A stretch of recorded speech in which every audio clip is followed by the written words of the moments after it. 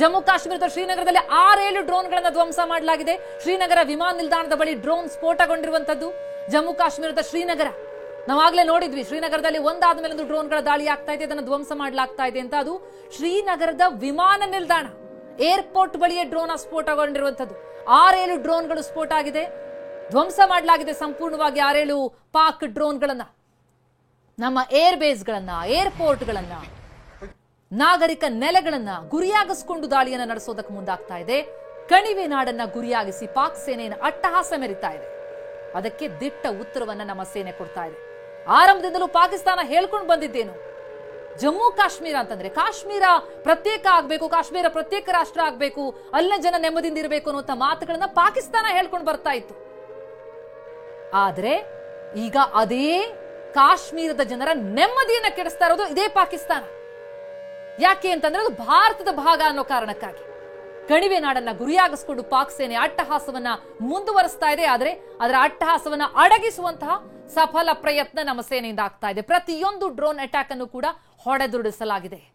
ಶ್ರೀನಗರದ ಏರ್ಪೋರ್ಟ್ ಮೇಲೆನೆ ಹತ್ತಿರದಲ್ಲೇ ಡ್ರೋನ್ ಸ್ಫೋಟ ಆಯಿತು. 6-7 ಡ್ರೋನ್ಗಳು ಶ್ರೀನಗರದಲ್ಲಿ ಸ್ಫೋಟಗೊಂಡಿವೆ. ಪ್ರತಿಯೊಂದು ಡ್ರೋನ್ ದಾಳಿಯನ್ನು ಕೂಡ ಈಗ ಸಂಪೂರ್ಣವಾಗಿ ವಿಫಲಗೊಳಿಸಲಾಗಿದೆ. ಶ್ರೀನಗರ ಏರ್ಪೋರ್ಟ್ ಮೇಲೆ ಶಂಕಿತ ಡ್ರೋನ್ ದಾಳಿ. ಪಾಕ್ ಸೇನೆಯ ಡ್ರೋನ್ ಅನ್ನ ಪುಡಿಗಟ್ಟಿದೆ ನಮ್ಮ ಭಾರತೀಯ ಸೇನೆ. ಜಮ್ಮು ಕಾಶ್ಮೀರ, ರಾಜಸ್ಥಾನ, ಗುಜರಾತ್ ಹೀಗೆ ನಮ್ಮ ಗಡಿ ಭಾಗಗಳನ್ನ ಗುರಿಯಾಗಿಸ್ಕೊಂಡು ದಾಳಿ ಆಗ್ತಾ ಇದೆ. ಬಹುಶಃ ನನಗೆ ಅನಿಸ್ತಾ ಇದೆ ಇದು ಇಲ್ಲಿಗೆ ನಿಲ್ಲುವಂತಹ ಲಕ್ಷಣಗಳು ಖಂಡಿತವಾಗಲೂ ಇಲ್ಲ.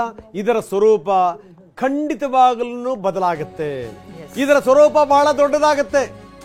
ಉತ್ತರ ಭಾರತದ ಹಲವು ರಾಜ್ಯಗಳಲ್ಲಿ ಬ್ಲಾಕ್ಔಟ್, ರಾಜಸ್ಥಾನದ ಜೈಸಲ್ಮೇರ್, ಪಂಜಾಬ್ನ ಫಿರೋಜ್ಪುರ್, ಜಮ್ಮು, ಶ್ರೀನಗರ, ಹರಿಯಾಣದಲ್ಲಿ ವಿದ್ಯುತ್ ಸಂಪೂರ್ಣ ಸ್ಥಗಿತಗೊಂಡಿದೆ. ಉತ್ತರ ಭಾರತದ ಹಲವು ರಾಜ್ಯಗಳಲ್ಲಿ ಬ್ಲಾಕ್ಔಟ್ ನಾವು ತೋರಿಸ್ತಾ ಇದ್ದೀವಿ. ಎಲ್ಲ ಕಡೆಗೂ ಕೂಡ ಉತ್ತರ ಭಾರತದ ಎಲ್ಲೆಲ್ಲಿ ಟಾರ್ಗೆಟೆಡ್ ಏರಿಯಾಗಳಿದಾವೆ ಅಲ್ಲೆಲ್ಲ ಕೂಡ ನಾವು ತೋರಿಸ್ತಾ ಇದ್ದೀವಿ. ನೋಡಿ ಯಾವ ರೀತಿ ಮಿಸೈಲ್ಗಳು ಹಾರಾಡ್ತಾ ಇವೆ ಏನೋ ಅಂತ ಅನಿಸ್ತಾ ಇದೆ, ಅಥವಾ ಡ್ರೋನ್ಗಳ.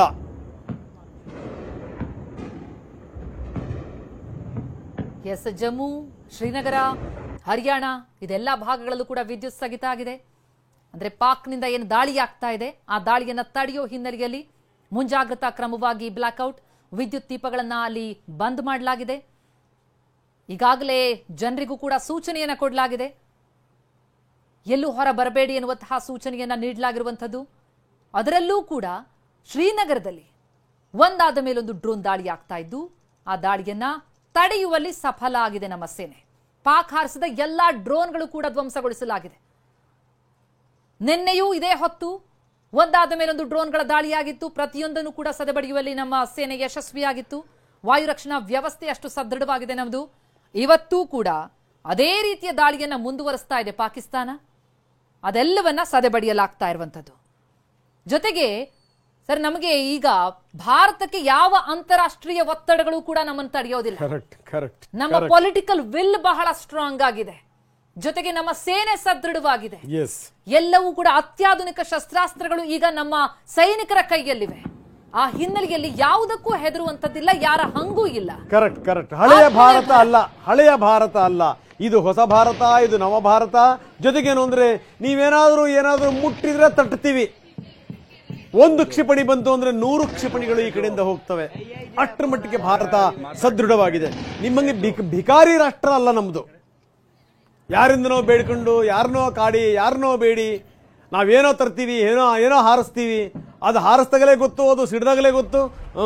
ಖಂಡಿತವಾಗ್ಲೂ ಅಂತ ಸ್ಥಿತಿ ಇಲ್ಲ. ಭಾರತ ಸ್ವಾವಲಂಬಿ ರಾಷ್ಟ್ರ.